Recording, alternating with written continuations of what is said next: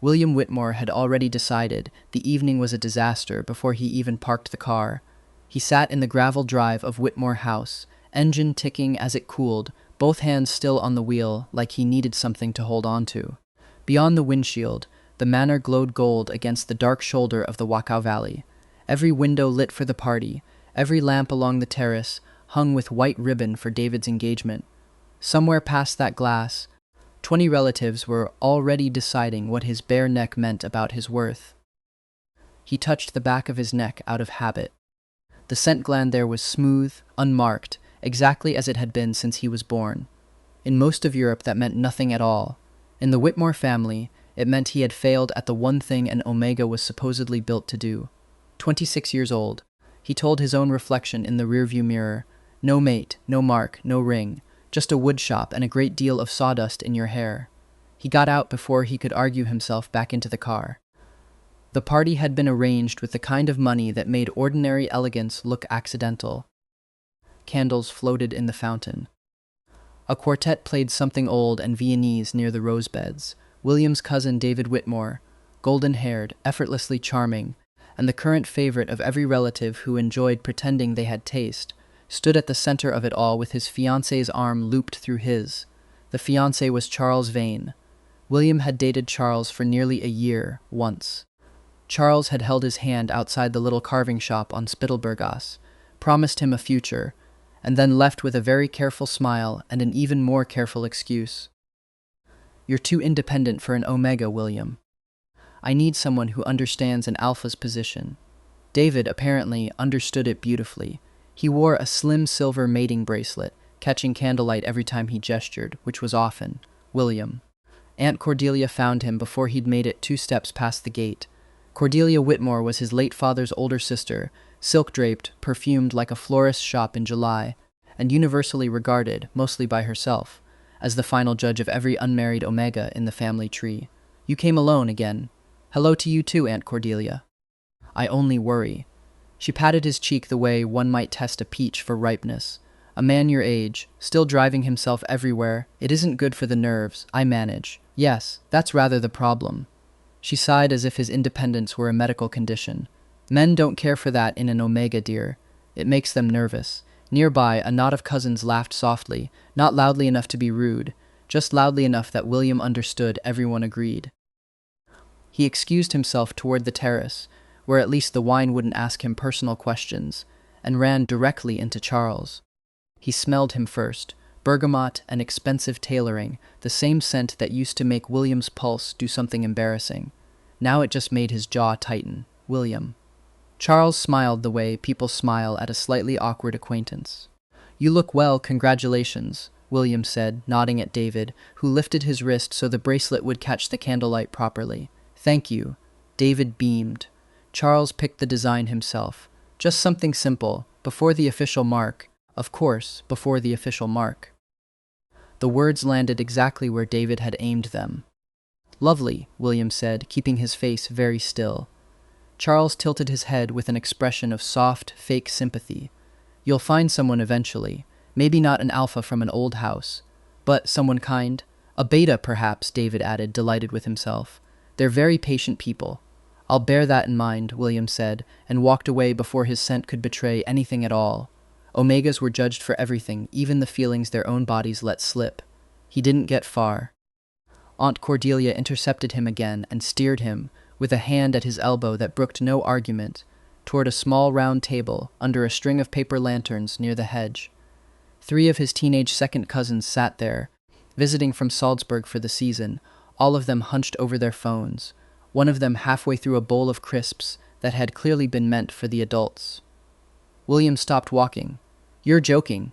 The good tables were arranged for couples, dear," Cordelia said, not quite meeting his eyes. It made sense to seat the young people together.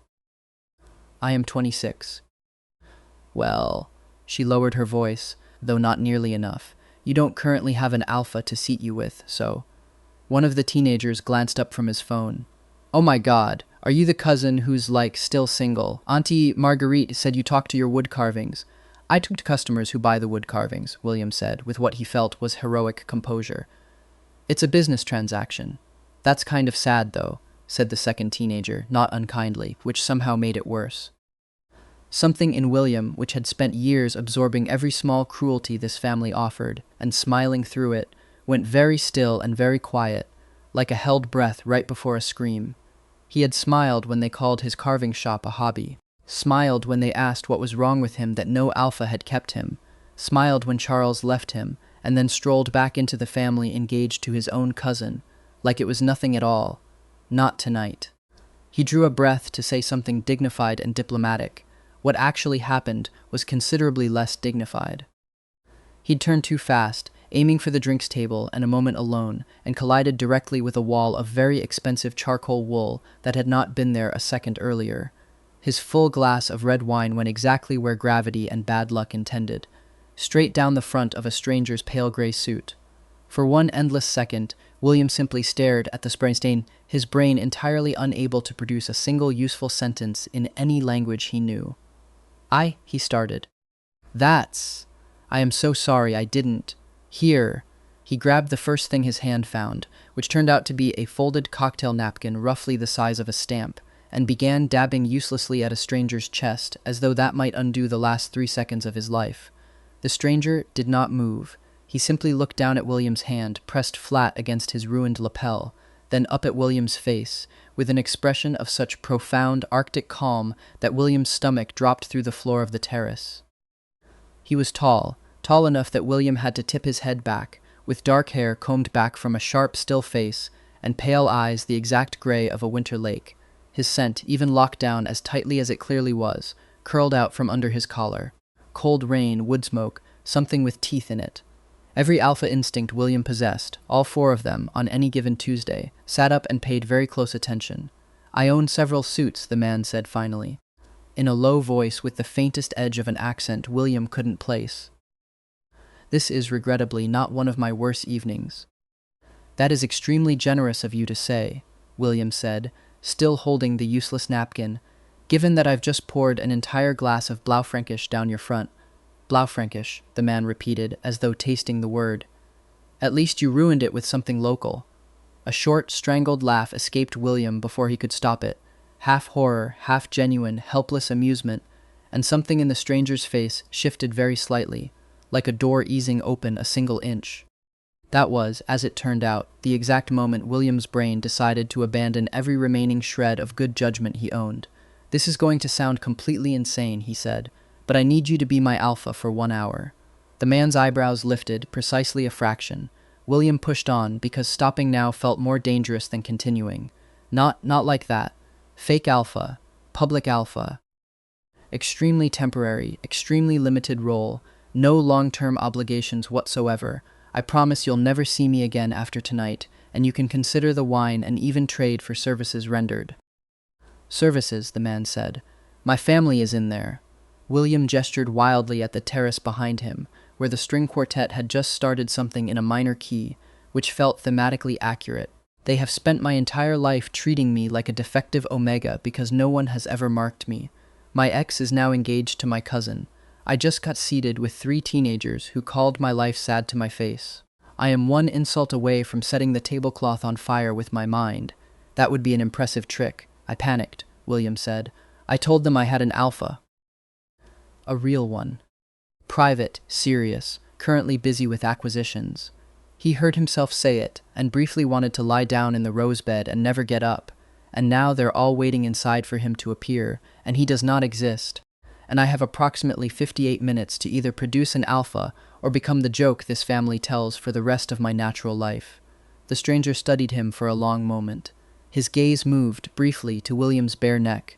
No mark. Nothing there at all. Then back to his face, unreadable. And you chose me, he said. Specifically. The man you just assaulted with wine. Technically, I chose a name off a business card that's been sitting in my shop's junk drawer for months, William admitted. Then I came out here to hide, and instead I found you. And you looked like someone who could ruin an entire room simply by entering it. I took that as a sign. Something flickered behind the pale eyes. Amusement, maybe, or its far more dangerous cousin, interest. What is your name? William Whitmore. The stranger went very still. The woodcarver, Spittelbergasse. William blinked. How do you? Because, the man said, straightening his ruined lapel with 2 fingers, entirely unbothered. I am Sebastian Voss. For a full 3 seconds, William simply stared at him. No, he said. Yes. No, because that would mean I invented a lie using your actual name, walked outside to hide from my family, and accidentally begged the real man to pretend to be himself. That is roughly what happened. William put both hands over his face. I would like to be swallowed by the earth now, please, any time. I'd prefer you didn't. Sebastian's voice had the faintest dry warmth to it now, like sun through cloud. Because I'm going to help you. William lowered his hands. You are? For 1 hour. Sebastian stepped closer, not close enough to crowd him, but close enough that William had to tip his head back to hold his gaze. I have conditions. Of course you do. 1. Once we go back in, you do not correct anything I say. That sounds like a terrible idea. It will be an effective one. Sebastian's mouth curved barely. 2. You will not apologize for taking up space at that table tonight. Not once. Something in William's throat tightened unexpectedly. 3. Sebastian went on. When this hour is over, you owe me one honest answer to one question. What question? Later. William looked up at him, at the calm, terrible stillness of him, the way the whole terrace seemed to have quietly rearranged itself around his presence without anyone appearing to notice. Are you always this intense? Yes. Fine. William dug in his coat pocket and came up with 2 crumpled 20-euro notes and a laminated loyalty card. Payment. 1 stamp away from a free coffee, if that helps. Sebastian looked at the money, then at the card, and took only the card, running his thumb once over the little printed cup icons. 1 free coffee, he said, tucking it into his breast pocket like it was worth something. You are a very strange man to have wandered into my evening, William Whitmore. So I've been told, generally by people who then leave me for my cousin. Something dark and quick passed behind Sebastian's eyes. He offered his arm instead of answering. William looked back toward the terrace doors, toward David and Charles and Aunt Cordelia, and every person inside who had ever made him feel 2 inches tall, and then at the very expensive, very dangerous stranger standing beside him like a storm that had decided, for reasons unknown, to walk politely on a leash. He took the arm. The contact was warm through the ruined wool, solid, and dangerous in a way that made his heart do something entirely unrelated to fear. Sebastian glanced down at him. Nervous? Terrified. Good, Sebastian said. So are they, once they see you walk back in with me. The moment they crossed back onto the terrace, the party changed. Nothing shattered. No one gasped aloud. The quartet kept playing, a waiter kept crossing the lawn with a tray of champagne flutes, and yet every head turned in a slow, silent wave, like wind moving through wheat. William felt the weight of it settle over his skin. Dozens of relatives, who had been quietly enjoying his humiliation 10 minutes ago, now staring at the alpha beside him and trying visibly to work out whether this was a joke, a mistake, or something considerably worse for them. Aunt Cordelia saw them first. She arranged her face into the particular smile of a woman anticipating a delicious public disaster. William, there you are. We were beginning to think your mystery alpha had turned out to be entirely imaginary. William opened his mouth. Sebastian's hand covered his where it rested on his arm, a small, deliberate pressure. Don't correct me. Then he crossed the last few steps to the table, drew William in against his side by the waist, and lowered his head. The kiss was not long. It was, however, extremely deliberate, Sebastian's mouth against his in front of every Whitmore at the party, in front of David and Charles and Aunt Cordelia, and the 3 teenagers who had called his life sad 20 minutes earlier. One hand settled at the back of William's neck, careful, never touching the bare gland there, never claiming what hadn't been offered. Still, his pheromone unfurled just enough to wrap around William like a coat pulled over bare shoulders. Smoke, cold rain, restrained power. William's knees briefly forgot their entire purpose. When Sebastian lifted his head, the whole terrace had gone silent. Sorry I'm late, he said, voice low and warm enough to sound genuinely intimate. Business ran longer than I expected. Aunt Cordelia looked as though she'd been slapped with a very expensive glove. David's smile had frozen mid-formation. Charles's eyes were fixed, unmoving, on William's mouth. Sebastian turned slightly, keeping William close against his side. You must be William's family, yes. Cordelia recovered fastest, because women like her survived by recovering fastest. I'm his aunt, Cordelia. We've heard so much about you. In the last few minutes. I'm sure you have. Sebastian's gaze drifted, unhurried, to the little table under the paper lanterns.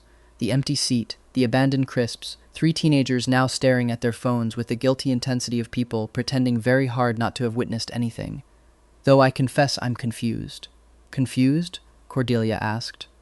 You seated my Omega with the children. The words landed on the terrace harder than the kiss had. My Omega. Heat crawled up William's neck. He knew it was a performance, knew every word of it was invented on the spot. His body did not appear to have received that memo. Cordelia laughed once, sharp and nervous. Oh, that was only because the main tables were arranged for couples, and we didn't realize. Then it's fortunate I arrived. Sebastian glanced toward the main table, where David had left an empty chair beside himself out of pure old habit. William will sit with me, no one argued. That, William thought distantly, was the first genuinely strange thing about the whole evening. Sebastian's voice hadn't risen at all, and yet the entire garden had simply rearranged itself around a single sentence. Sebastian pulled out a chair at the center of the table, not at the end, not tucked beside the flower arrangement, but directly across from David and 2 seats from Aunt Cordelia herself, and seated William in it before taking the chair beside him, as naturally as if this had always been the plan. Charles Vane, 28, David's fiancé and William's own ex-partner of nearly a year, sat rigid across the table with a wine glass he had stopped drinking from the moment William walked back in. He had the kind of handsome, symmetrical face that photographed well and forgave nothing. So, Charles said, recovering his smile with visible effort. Sebastian Voss. That's quite a name to drop at a family dinner, William. I didn't drop it, William said mildly. He arrived attached to it. A ripple of laughter went around the table, actual laughter, not the careful, cruel kind William had spent all evening absorbing. He felt strangely lightheaded. Uncle Vernon, 3 seats down and 2 glasses of Riesling deep, leaned forward. Mr. Voss, forgive me, but the Voss name, isn't that the same Voss behind half the shipping contracts through the Danube ports? Among other things, Sebastian said, in a tone that closed the topic as neatly as a door. And you're courting our William? Aunt Cordelia asked, still visibly recalibrating her entire understanding of the evening. I would put it more plainly than courting, Sebastian said, and reached over, without looking, to place a piece of bread on William's otherwise untouched plate. Eat. You've had nothing since we walked in. That is not an answer to her question, William murmured. It's a more urgent problem. Sebastian's eyes flicked briefly over him, the thin edge in his scent, the tightness at his shoulders. You're anxious, your scent's gone thin, and you're sitting among people who enjoy making you bleed without lifting a finger. Eat. William stared at him. That is possibly the strangest romantic thing anyone has ever said to me at a dinner table. Good, Sebastian said. Eat anyway. William ate. Across the table, Charles's expression had lost its smugness somewhere in the last 5 minutes, replaced by something sharper and considerably less comfortable. He had expected William's fake alpha, if one existed at all, to be awkward, invented, easily unraveled by a few pointed questions. He had not expected this. Aunt Cordelia tried 3 times to steer the conversation back to safe, familiar ground, and failed all 3 times, because Sebastian made safe ground disappear wherever he stepped. William will sell the little shop eventually, surely, she tried. Now that his prospects have improved so dramatically, why would he sell the only honest business at this table? Sebastian asked, not unpleasantly, buttering a roll as though the question answered itself. David, encouraged by his own wine, added, Life gets so much easier for an Omega once he accepts an Alpha's guidance, though, doesn't it?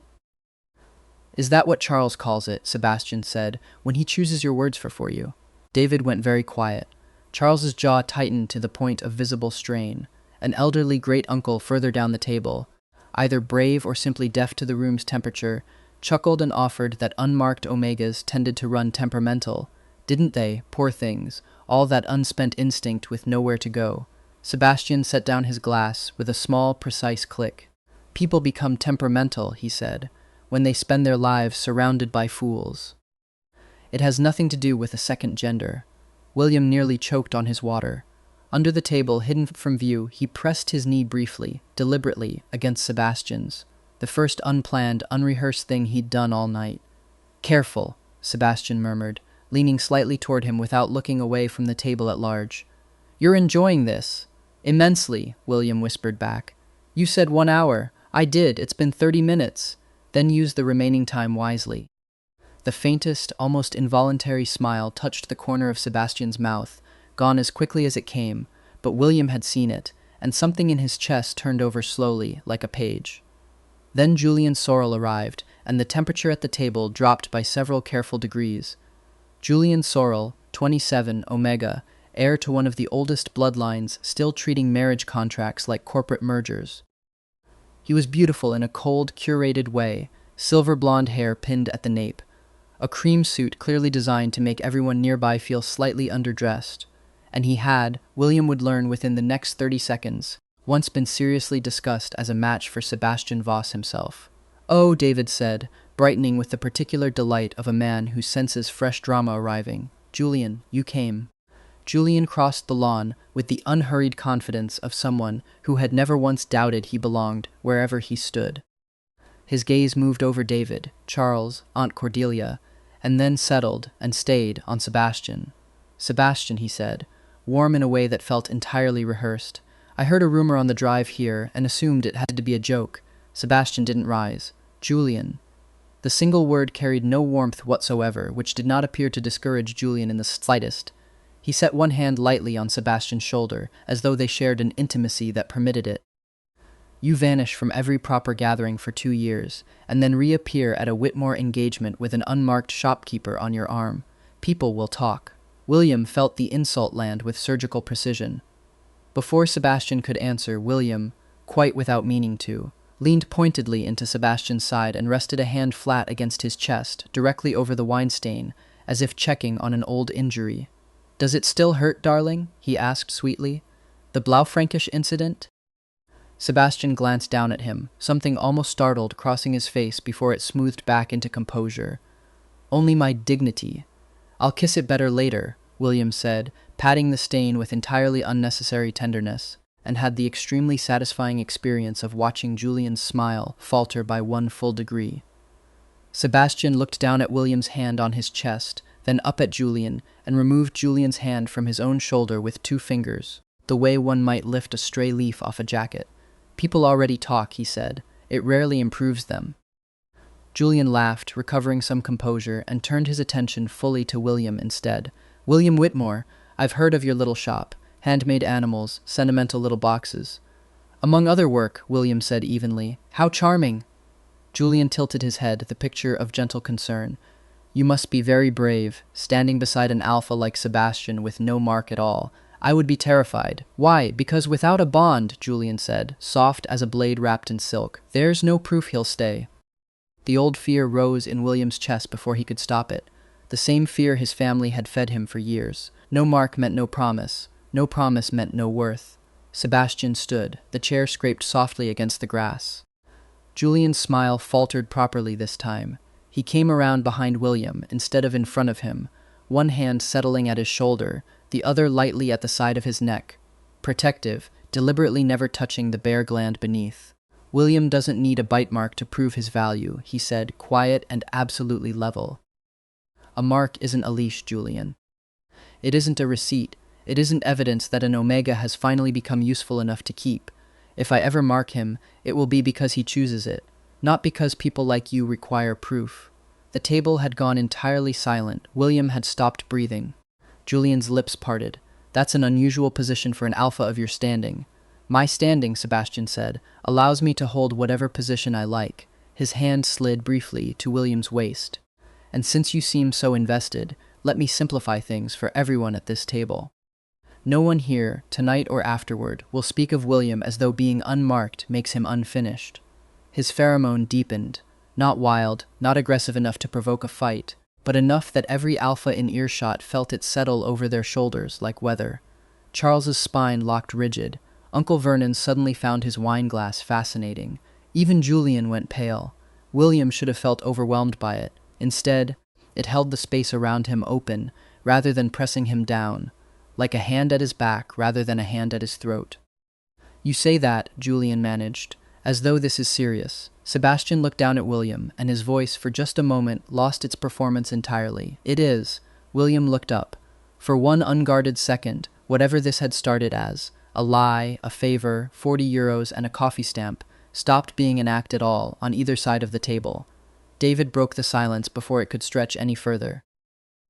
"Since everyone's feeling so emotional," he said brightly, with the particular cruelty of a man trying to reclaim the spotlight, "perhaps the happy couple should give us a preview. A dance before Charles and I have ours." William's stomach dropped straight through the lawn. A kiss could be survived by two strangers with nerve. A dinner could be survived with wit. But dancing meant two bodies moving together in front of an audience that was actively hunting for the seams in the lie. Sebastian turned to him instead of answering David at all. "Do you trust me?" William should have said no. He'd known this man for under an hour, and everything he did know suggested dangerous in at least 3 separate directions. "I'm starting to," he said instead. Sebastian led him onto the strip of open lawn near the fountain, one hand settling warm against the small of William's back. "Breathe," he murmured. "I am breathing badly. Do you criticize all your fake omegas this thoroughly? I've never had one before." Sebastian's mouth curved, barely. "You're my first. Lucky me. Lucky us," Sebastian said, and then he moved. William had braced for stiffness, a man enduring an obligation. Instead, Sebastian led with smooth, unhurried certainty, enough pressure at his back to guide him, enough space to let him follow without ever feeling steered. They turned once, then again, and the murmuring crowd around them faded beneath the sound of William's own pulse. "You dance well," William said. "I was taught. By whom?"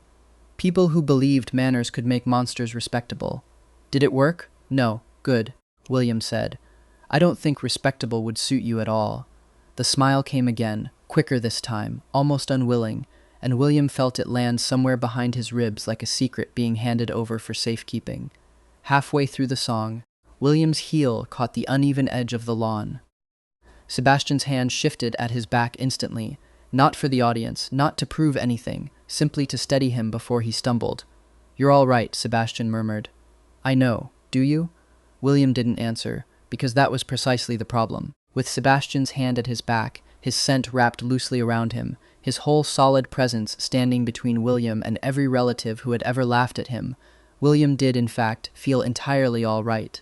Not rescued, not fixed. Something far more dangerous than either. When the song ended, no one applauded immediately. The garden had spent the whole evening waiting for this to fail, and didn't quite know what to do with grace instead. Then one guest began, another followed, and the applause that filled the terrace sounded, William thought, considerably more like surrender than celebration. He leaned closer, under the cover of the noise. "Your hour is almost up. Is that a request for me to leave?" He should have said yes. That had been the entire plan. 1 hour. A little humiliation returned with interest, a graceful exit with his dignity intact. "No," he said instead. Sebastian's gaze held his for a long, quiet moment, and then a man in a dark gray coat crossed the lawn toward them, with the fast, controlled walk of someone delivering news that would not wait. Gregor Lint, mid-50s, iron gray hair, the precise bearing of a man who had survived for decades, by delivering bad news calmly in rooms full of enemies. Sebastian's chief advisor, and the person trusted with the parts of the Voss business that could never be written down on ordinary paper. He leaned in close and spoke low. "There's a problem with the Spittelbergasse file." William's blood went cold. "That's my shop street." Sebastian's hand tightened once at William's waist, then deliberately loosened. "Say it," he told Gregor. "Nordholm Properties filed an emergency lien against the Whitmore carving shop this afternoon." William's stomach dropped. "Against? My shop? Why would a Salzburg property developer even?" Gregor's gaze slid across the lawn, past Aunt Cordelia, past David, and landed, with quiet precision, on Charles. William followed the look and understood, piece by sickening piece. For months, men in expensive coats had come to the shop calling it a poor investment, a fire hazard, a liability best sold before the district changed. He'd assumed they were simply greedy developers, annoying, occasionally alarming, but faceless. Not Charles, not the alpha, who had once stood in that same shop, run his fingers over one of William's grandfather's unfinished carvings, and told him the whole place smelled like sawdust and stubbornness. "Whose name is on the filing?" Sebastian asked. Voice perfectly even. Gregor's eyes didn't move from Charles. "Charles Vane." "Through a holding agent. The paperwork traces back to a shell registered under Nordholm." Charles stepped forward with a laugh that came out one beat too fast. "This is absurd. Are we really discussing property disputes at my own engagement party?" You filed against William's shop, Sebastian said. I invest in several development groups. I don't track every document personally. You tracked this one. Sebastian's voice hadn't risen at all, and somehow that made it worse. You can't prove that. Gregor held out a phone. Screen already lit. We can. Charles's smile finally completely died. William drew a slow breath, and the air tasted strange. Too sweet, too sharp under his tongue. Heat climbed his collar without warning, gave one deep, unfamiliar pulse that had nothing to do with nerves. Sebastian noticed before William had even finished the thought. His head turned, nostrils flaring, pheromone sharpening, not outward, but around William, testing the air like a man checking for smoke. William, what did you drink tonight? Water. A little wine, earlier. Why? Sebastian's gaze cut to the table, to the empty glass beside William's abandoned plate. Charles's eyes flicked, once involuntarily toward the same glass. That was all Sebastian needed. He moved before anyone else in the garden had finished understanding what was happening, lifted the glass with a folded napkin, and passed it to Gregor without a word. Seal it. Yes, sir. What is this performance now? Charles demanded, stepping back. Sebastian looked at him, and the temperature of the whole terrace seemed to drop several degrees at once. You gave him an inducer. Several omegas nearby gasped audibly. Even a few of the alphas stiffened. A pheromone inducer, used medically and under supervision, could gently regulate an unstable cycle. Used secretly, slipped into a glass at a family party. It forced an omega's body toward heat within the hour, stripped away their control, and left them dangerously exposed to whichever alpha happened to be standing closest. William heard the shape of that horror settle into place in his own mind half a second before anyone said it aloud. His pulse climbed. The heat under his skin deepened, fast and wrong, nothing like the slow tide of a natural cycle. That's insane, Charles said too quickly. I would never. Gregor? Sebastian's voice had gone very quiet, which was somehow far more frightening than shouting would have been. Gregor had already opened a small case at his hip, drawing out a stabilizing injector with the calm efficiency of a man who had done this before. William barely registered the sting of it against his arm. The heat was rising too fast now, dragging his thoughts sideways, and beneath it, worse than the fever, was the cold understanding that Charles had done this to him on purpose, in front of everyone, as one final small cruelty before the truth caught up with him. Then something changed in the air itself. William would spend a long time afterward trying to describe it properly, and never quite manage it. One moment Sebastian stood beside him, human, furious, controlled. The next, for less than the space of a breath, the air around him seemed to fold, his shadow stretching too long and too fast across the grass, his eyes flashing pale gold instead of gray, and somewhere underneath his skin, for one impossible heartbeat, William swore he saw white fur. It was there and gone before anyone could be certain they'd seen it at all. A flicker, a warning, the oldest part of Sebastian Voss, surfacing just far enough to remind the entire garden exactly what bloodline it was dealing with. William had heard the old stories, the way everyone in this world had, the White Wolf of Voss, the founding legend of an alpha line so old and so absolute that even other alphas didn't test it twice. He had assumed, like most people, that it was simply a family crest and nothing more. It was not simply a family crest. Sebastian's pheromone broke free of every restraint he'd been holding all evening.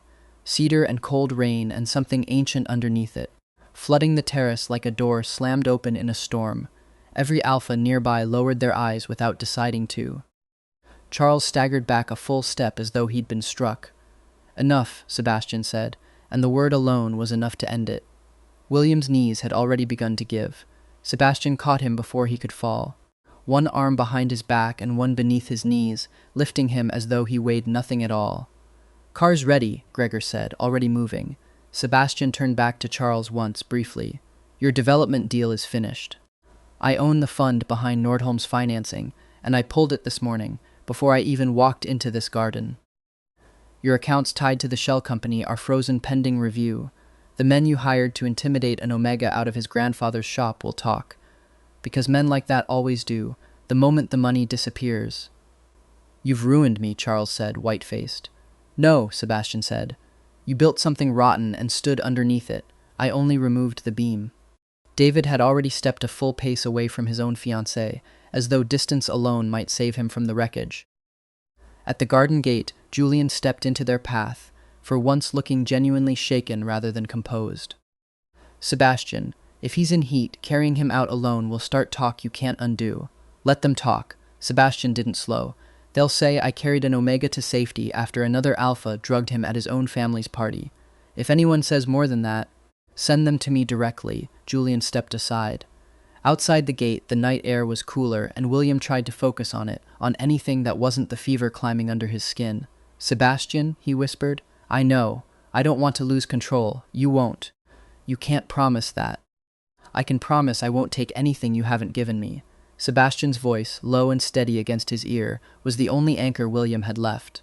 William turned his face into his chest instead, breathing him in. Smoke, rain, something solid enough to hold on to. You barely know me, William murmured. I know enough, Sebastian said, carrying him toward the waiting car. I know you walked into a garden full of people waiting to hurt you and still stood upright through all of it. I know you defended your grandfather's shop alone for months against men twice your size. I know Charles was a fool to ever think being unmarked made you weak. A pause, quieter. And I know this stopped being an act for me, somewhere around the second course. William's eyes burned. He blamed the fever. Then don't leave, he whispered. Sebastian climbed into the car beside him and gave his answer without a moment's hesitation. I won't. The Voss townhouse, tucked into a quiet corner of Vienna's first district, was silent once Gregor closed the door behind them. William lay on a wide bed with Sebastian's ruined jacket draped over his shoulders, fighting the forced heat that dragged through his body in rough, unnatural waves. A real heat came like a tide, slow and familiar, something an Omega's body could brace for. This burned too fast and too hard, breaking through every instinct that was actually his own. Sebastian stayed close, near enough for William to breathe in his scent, far enough not to press. His pheromone had gone low, and even smoke and cold rain settled around the room like a wall built between William and the rest of the world. I hate that he did this to me, William said, gripping the blanket. I know. No, you don't. He didn't just try to embarrass me tonight. He tried to use my own body against me. Sebastian's eyes darkened, and he will answer for it. The door opened before William could say anything else. Dr. Elias Brandt, mid-50s, a calm beta physician with silver hair, sharp eyes, and a voice that made even dangerous alphas sit still and listen. He had served the Voss household for years, but his loyalty, everyone knew, belonged first, and always to whoever was currently his patient. He checked William's pulse, his temperature, the response at his unmarked gland, then slid a small stabilizing tablet under his tongue. The inducer was strong, he said, but not strong enough to force a permanent bond if we keep him calm tonight. He needs quiet, fluids, and no spikes in alpha pheromone anywhere near him. Sebastian's jaw tightened. Understood. Understanding isn't the same as obeying. Dr. Brandt looked at him over the rim of his glasses. If you lose control of yourself in this room, you leave it, I will. William looked between them, breath still uneven. Will this pass? It will, Dr. Brandt said. You'll feel wretched for a few more hours. By morning your body should settle on its own. His expression softened slightly. But William, what happened to you tonight was an assault, not an embarrassment. Not a family scandal. An assault. The word gave shape to an anger William hadn't been able to hold properly until that exact moment. Assault. Charles hadn't only tried to steal his grandfather's shop out from under him. He had tried to break something far more private, in front of everyone who already wanted to laugh at him. William turned his face away. I should have seen it coming. No, Sebastian said, low and immediate. William gave a weak laugh. You don't even know what I was going to say? You were going to blame yourself. He wasn't wrong. Dr. Brandt administered one more dose, then withdrew toward the door. He's stable for now. I'll be downstairs. Call if his scent spikes again. He left them alone. The room settled into a different kind of quiet. The medicine had softened the worst edges of the fever. William no longer felt as though his own body were being dragged somewhere without his consent. He turned his head and found Sebastian still sitting there, one hand resting near the mattress, not quite touching him. Waiting, William realized slowly, to be invited closer. That careful, deliberate distance hurt more than force ever could have. You can hold my hand, William said. Sebastian did. Not quickly, not greedily. He took William's hand as though it were something that mattered whether William actually wanted it, and for a while neither of them spoke at all. You knew about my shop before tonight, William said finally. Sebastian's fingers stilled. Don't give me half an answer this time. Sebastian was quiet for a moment, then nodded slowly. I own most of Spittelbergas, he said. Not to develop it, to keep anyone else from developing it. William stared at him. Why? Nordholm has been circling that district for nearly 2 years. They buy up short leases, force inspections, pressure owners until they give in, then tear down whatever's left once everyone's finally exhausted. Your building was the last one they needed. My grandfather's shop, yes, and Charles was working with them the whole time. Through a shell company. I suspected someone close to your family had given them access to your lease records months ago. I didn't have proof until tonight. William closed his eyes, and the memory arrived unwanted and complete. Charles standing in the shop months ago, asking harmless-sounding questions about the lease, the old repairs, the papers in his grandfather's cabinet. At the time, William had thought he was simply being nosy. He had, in fact, been drawing a map. So why were you involved at all? William asked. Why would Sebastian Voss care about one old carving shop on one small street? Sebastian looked toward the window, and for once the answer didn't come easily. When I was 19, I came to this city with nothing, he said.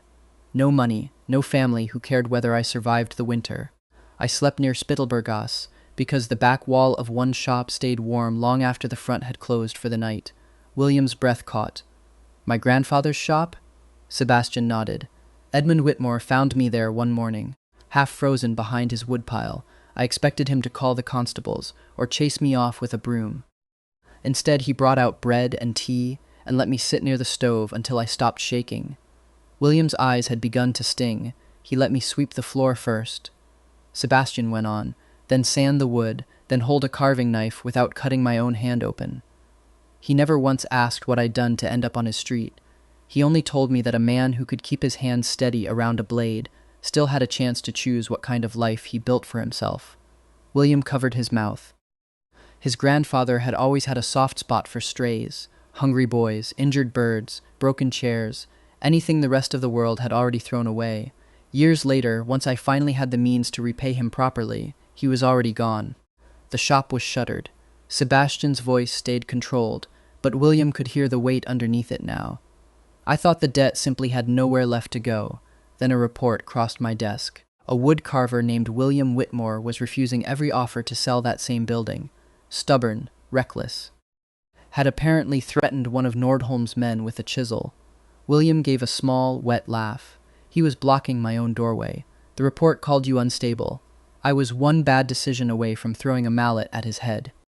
That, Sebastian said, was when I understood. Understood what? That your grandfather's kindness had survived him. Sebastian looked back at him. I started buying the street to protect what he'd left behind. At first, it was only for him. Then I learned more about you. How you kept the shop open through everything. How you refused every single offer. How you served coffee to the men sent to frighten you, and then lectured them about supporting local craftsmen until they left more confused than when they arrived. William looked away, faintly embarrassed. They seemed tired. They were extortionists. They were still tired. William risked a glance back at him. Is that why you stayed at the party tonight? Sebastian's thumb moved once, slowly, across William's knuckles.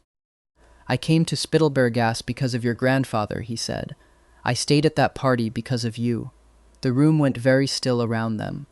William had spent the entire evening being looked at like a problem, a punchline, an unmarked omega no one had ever wanted badly enough to keep. Sebastian looked at him instead, like the answer to a question he'd been quietly carrying for years.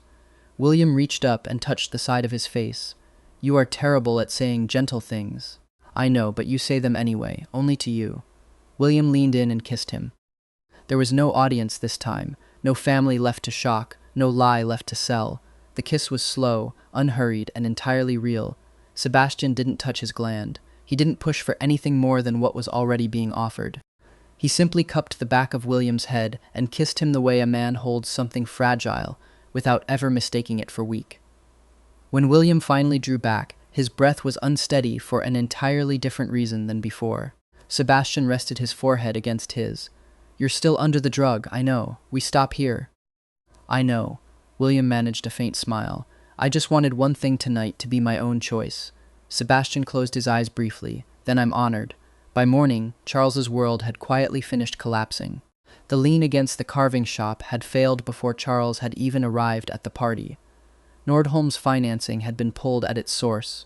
The shell company's accounts sat frozen pending a review that would very likely take years. Every message Charles had sent his development contact had already been copied, secured, and delivered to precisely the right people. David ended the engagement before breakfast, not, William suspected, because he'd suddenly developed a conscience about the whole affair, but because Charles had lost the money, the status, and the future he'd been promised in exchange for his cousin's hand. The rest of the Whitmore family began distancing themselves from Charles so quickly that William, still wrapped in a blanket and drinking tea that tasted like punishment, but seemed to be helping, nearly laughed out loud. Aunt Cordelia sent 11 separate messages over the course of the morning. The first claimed she had always known William was special. The second asked, with breathtaking speed, whether Sebastian might consider dinner with the family sometime soon. The third insisted the children's table had been an unfortunate misunderstanding, nothing more. William deleted all of them. Sebastian watched from beside the window. "You're certain you don't want me to answer any of those?" "No, I can be polite." "That," Sebastian said, "is precisely what worries me." 2 days later, once William was steady enough to stand without the room tilting, Sebastian drove him back to Spittelbergasse himself. The carving shop stood under the pale morning light, exactly as it always had, narrow, old, and stubborn, his grandfather's hand-carved sign still hanging crooked above the door. Inside waited unfinished chairs, carved frames, half-sanded boxes, and the smell of cedar dust that had always made William feel safer in that one small room than his entire family's house ever had. He unlocked the door and stood in the entrance for a long moment. It was still his. Not Charles's, not Nordholm's, not the Whitmores. His. Sebastian stood beside him, hands in his coat pockets, giving him the silence to feel that properly before saying anything at all. William walked to the main workbench and rested his palm flat against the worn wood. "My grandfather used to say it remembers every hand that's ever touched it." "He said that to me too," Sebastian said quietly. William turned to look at him. "You really knew him?" "Yes. And you've been protecting this place quietly this entire time." "At first I was protecting a debt." Sebastian met his eyes. "Now I'm protecting someone I would very much like to know better." William's heart moved before his mouth managed to catch up with it. "You said your fee for the wine was one honest question." "Ask it." Sebastian looked at him for a long moment. "I was going to ask why you were still unmarked," he admitted. "I already know the answer now." William stayed quiet, waiting. "You weren't unmarked because no one wanted you," Sebastian said. "You were unmarked because no one had earned the right to ask." William's throat tightened. "So you're withdrawing the question?" "I am. And asking a different one instead." Sebastian looked, for the first time all week, faintly uncertain. Dinner. Not invented for an audience, not an emergency, not in front of anyone's family. Only the two of us. William blinked. "Are you asking to court me, Sebastian Voss?" "I believe I am." "You believe so?" "I have limited experience in this particular area," Sebastian said. "You're currently sitting across from the most dangerous alpha in the city, and none of that experience has prepared me for this conversation." William laughed, and for the first time all week, nothing about it hurt at all. "One dinner," he said. "Here, after closing. I'll cook. You can sand chair legs while we talk." Sebastian glanced at the workbench, then back at him. "I own several companies. I believe I can locate sandpaper." The almost smile appeared again, quick and real. "Then I'll be here at 7 o'clock. William found, at last, an alpha who loved him without ever once asking him to be smaller for it. Sebastian found the one person he wanted to spend the rest of his life quietly protecting. The carving shop stood safe on its narrow street. The Whitmore family would never again find a way to look down on either of them. And there, on a cold, bright morning in a small wood shop smelling of cedar and coffee and second chances, William Whitmore and Sebastian Voss's story reached its happy ending. The loud, humiliating, entirely accidental beginning of it finally, properly complete. The trouble with marrying a man who owned several companies, William had discovered, was that Sebastian approached settling into domestic life together with exactly the same relentless competence he brought to dismantling hostile shipping cartels, which was to say, entirely too much of it applied to entirely the wrong problems. You alphabetized the wood stain, William said, staring into the shop's back cabinet on a quiet Tuesday morning. It was in disarray. It is wood stain, Sebastian. Nobody needs to find walnut faster in an emergency. You needed 11 minutes to find it last week. I timed it. William closed the cabinet very slowly, the way one might close a door on a small, well-dressed disaster. You timed me. I time everything, Sebastian said, entirely unbothered, sanding the leg of a chair with the same focused precision he'd once used to dismantle an entire shell company over a single dinner. It's how I know things are working. They had married in early spring, in the shop itself, rather than any grand hall the Voss name could easily have afforded. William's grandfather's sign still hanging crooked over the door, cedar shavings swept into careful corners. Gregor standing witness with visible discomfort at being made to attend anything sentimental. Aunt Cordelia had cried loudly enough to require 2 handkerchiefs and had told absolutely everyone at the small reception afterward that she had, in fact, always known. William had let her have that one. They lived above the shop now, in the narrow flat William's grandfather had once used for storage, which Sebastian had quietly and thoroughly renovated without asking permission, on the grounds, he claimed, that the previous roof had been, in his professional opinion, a structural insult. William had pretended to be annoyed about this for approximately 4 days before admitting the underfloor heating was, in fact, an excellent decision. Julian sent a wedding gift, William said now, holding up a heavy cream envelope that had arrived that morning, a very expensive vase. No note, regift it. Sebastian, he called you an unfinished sentimental little box maker at my own dinner table. I remember everything. You're jealous of a vase. I am jealous, Sebastian said without a flicker of shame, of the 11 minutes he spent standing near you at that party. William set the envelope down and crossed the shop floor to loop his arms around Sebastian's neck from behind, resting his chin against his shoulder. Sebastian's hands stilled on the chair leg immediately, the way they always did the moment William touched him, as though nothing else in the room mattered more. You do know, William said, that you're the only alpha who's ever actually stayed. I am aware. You could ease up on the vase then. I could, Sebastian agreed, turning his head to press a slow kiss to William's temple. I have decided not to. Later that evening, after the shop had closed and the last customer's bell had gone quiet, Sebastian found him at the workbench, running his thumb over the worn grain the way his grandfather had taught him. All those years before either of them had ever crossed paths at a party neither of them had wanted to attend. Regrets? Sebastian asked, coming to stand behind him, arms settling loosely around his waist. William tipped his head back against his chest, considering the shop, the crooked sign, the man who'd once let a stranger with nothing sleep warm against his grandfather's back wall and grown up to protect it decades later without ever asking for anything in return. Only one, William said. I should have spilled wine on you years earlier. Sebastian huffed something that was almost nearly a laugh against his hair. I own several more suits, he said. Anytime you'd like to try again. William turned in his arms and kissed him instead. Unhurried, familiar, no audience left to perform for, and none required, in the small, cedar-scented shop that had somehow, against every unlikely odds the whole disastrous evening had thrown at them, become exactly where both of them belonged. There were exactly 2 things in the world Sebastian Voss had never failed at: a negotiation and a deal to buy up half a river port with a single sentence spoken too quietly for anyone to argue with. His 2-year-old daughter was a different matter entirely. I don't want to wear it, Clara Voss announced, standing in the middle of the bedroom wearing exactly 1 sock, her hair standing up like she'd just survived a small hurricane. Sebastian, a man who had once silenced an entire board of directors with a single look, knelt on one knee in front of his daughter, his voice as calm as if he were closing a multi-million-euro contract. Clara, I need 30 seconds of cooperation. No, I'll show you grandfather's wood-carving notebook. Clara crossed her arms, a gesture William swore she'd picked up directly from Sebastian himself.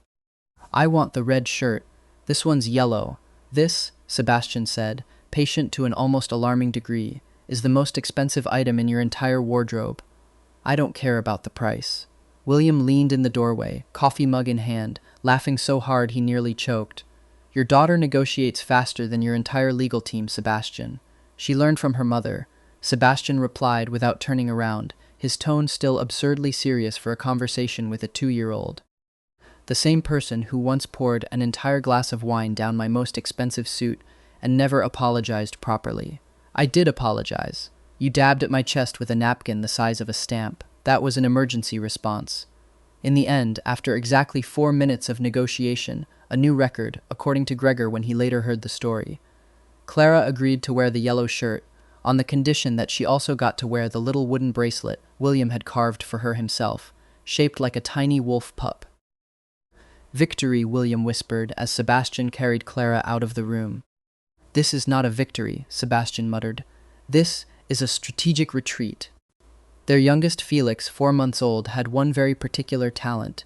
He would only fall asleep if held by exactly one person, while that person happened to be working. Which meant that Sebastian Voss, the man who ran an entire shipping empire along the Danube, now regularly conducted video calls with shareholders, while gently rocking a baby with his free hand. "Mr. Voss," one elderly shareholder said over the screen, sounding faintly confused, "there seems to be a sound behind you." "That's my son," Sebastian said, entirely unbothered. "If you have any complaints about it, you're welcome to raise them with him directly after the meeting." The shareholder fell silent. No one brought up Felix again. Later, when William walked into the study carrying tea, he found Sebastian standing in the middle of his impressively grand office, one arm cradling a soundly sleeping son, the other typing up a contract with 2 fingers. "You look," William said, trying not to laugh, exactly like a crime lord secretly babysitting. "I am babysitting quite openly," Sebastian corrected. "There is nothing secret about it. Gregor has already added a line to my calendar that reads, 'Felix's nap time. Do not disturb, including for investors.' Did you seriously threaten an 80-year-old man with your own son?" "I merely presented a possibility," Sebastian said, perfectly serious. "Felix has my eyes. The man should be afraid." William burst out laughing, loud enough that Felix stirred, and Sebastian shot him a look of such deep betrayal you'd think William had just tanked a billion-dollar deal. "Sorry," William whispered, "not sorry at all. You are not sorry. Not even a little." Family dinner, in theory, was a peaceful affair. In practice, it usually involved Clara refusing anything green, Felix flinging his spoon onto the floor with the reliability of a Swiss clock, and Sebastian, with the demeanor of an international diplomat, attempting to convince a 2-year-old to eat a single piece of broccoli. "Daughter," he said, his voice low and solemn as if announcing a new law, "broccoli is a symbol of strength." "Nuh-uh. Who told you that, Papa Willie?" Sebastian turned to William, one eyebrow raised in full accusation. "You have taught our daughter to use my own words against me." "I merely taught her to fact-check her sources," William said, unbothered, taking a sip of wine. "You should be proud. Need I remind you," Sebastian said, "that the very same man currently sitting next to me once poured an entire glass of Blaufränkisch down my suit without a shred of remorse? That was 10 years ago, Sebastian. I have an excellent memory." "I have an even better memory than Papa," Clara chimed in, proudly banging her spoon on the table. "I remember where Papa Willie hides his candy." The whole table went silent. William slowly turned to his daughter. What did you just say?" "In the bottom drawer of the workshop," Clara said with terrifying innocence. "I saw everything." Sebastian set down his fork, crossed his arms, and looked at William with the expression of a man who had just won a major lawsuit without paying a single euro in legal fees. "So," he said slowly, "while I have been forbidden from eating sweets due to a heart condition that does not actually exist, which you invented." "That is not something I invented," Dr. Brandt said. "You have been hoarding an entire candy stash in the workshop." "That's emergency candy," William protested. "For stressful days. Every day is a stressful day," Sebastian said, rising with the majesty of a man about to enforce justice. "I am going to go inspect that drawer immediately. Sebastian Voss, sit down and finish your dinner." "A crime lord does not sit idle in the face of betrayal," Sebastian declared, and then sat right back down because Felix had just started crying and only his father could soothe him. Clara looked between the two of them, then turned to Felix in his high chair and said, with a gravity far beyond her years, "Mama and Papa are fighting about candy again." That night, a great storm swept through Vienna, thunder rattling the windows of the house on Spittelberggasse. Clara ran into her parents' bedroom, clutching the white wolf stuffed animal William had carved for her by hand, her second birthday gift, inspired by the Voss family's own legend. "I'm scared," she whispered, climbing up between the two of them. Sebastian, who had once faced down some of the most dangerous men in Europe without so much as a blink, now held his daughter with a tenderness that still, after all these years, made William's breath catch every single time he witnessed it. "Did you know?" Sebastian murmured. "There's a white wolf living in our family's blood. Is the white wolf scared of thunder?" "Never." He stroked her hair. "Because the white wolf knows that no matter how fierce the storm gets, there is always a place to come home to.